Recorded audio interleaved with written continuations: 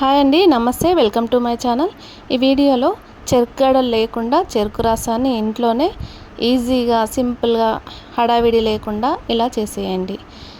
Half cup తురుముకున్న బెల్లం తీసుకోవాలి. 2 గ్లాసుల వరకు చేసి చూపిస్తాను నేను.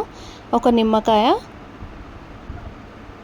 ఇంచు అల్లం ముక్క తీసుకోవాలి. ముక్కలు చేసుకోవాలి అల్లం ముక్కని.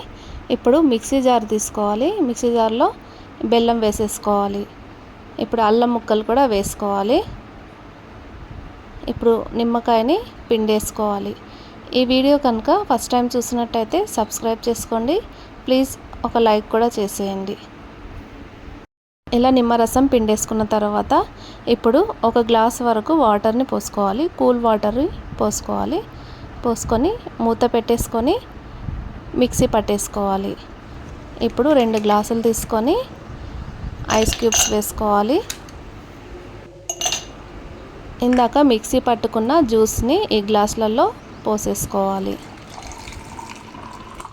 చెరుకుగడలు లేకుండా చెరుకు రసాన్ని ఈజీగా ఇంట్లోనే చేసేసుకోండి. ఈ సమ్మర్లో బ్లడ్ తక్కువగా ఉన్నవాళ్ళు ఇది రోజు తీసుకోవచ్చు.